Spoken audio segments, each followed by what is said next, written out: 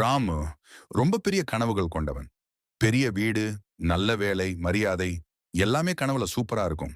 ஆனா உண்மையிலேயே ராமுவுக்கு ஒரே ஒரு பெரிய பிரச்சனை. அது அவன் தூக்கம். கனவுகளை விட அவன் தூக்கம் ரொம்ப டீப்பா இருக்கும். ஒரு நாள் ராமு தன்னையே பார்த்து சொன்னான், இனி இப்படி வாழக்கூடாது. நாளை 5 மணிக்கு எழுந்து என் வாழ்க்கையே மாத்திடுவேன்.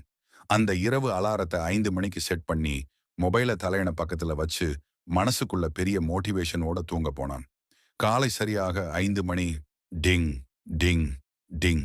அலாரம் பார்த்த உடனே அவன் மனசு சொன்னது, வாழ்க்கை இவ்வளோ சீக்கிரம் மாறும்னு நான் எதிர்பார்க்கல. 10 நிமிஷம் மட்டும், ஜஸ்ட் 10 நிமிஷம். அந்த 10 நிமிஷம் அவன் வாழ்க்கையில ரொம்ப பவர்ஃபுல்லா வேலை பண்ணுச்சு. கண் மூடினான், திரும்ப திறந்தான். கடிகாரம் 7 மணி. சூரியன் எழுந்து உலகம் வேலைக்கு கிளம்பி ராமு மட்டும் இன்னும் மோட்டிவேஷனோட படுக்கையிலே இருந்தான். அந்த நேரம் வீட்டுக்குள்ள இருந்து அம்மா குரல் கேட்டுச்சு. டேய் ராமு, கனவு பெரியதா இருக்கலாம். ஆனா அந்த கனவுக்கு போற வழியில எழுந்திருக்கணும்டா. தூங்கிக்கிட்டே யாரும் ஜெயிச்சதில்ல. அந்த வார்த்தை ராமுவை சற்று யோசிக்க வச்சது. அவன் புரிஞ்சுக்கிட்டான். கனவு காண்றது ஈஸி. அலாரம் அடிச்சதும் எழுந்தாதான் டிசிப்ளின் வரும். டிசிப்ளின் வந்தாதான் வாழ்க்கை மாறும். ஆண்டிலிருந்து ராமு ஒரு விஷயம் முடிவு பண்ணான்.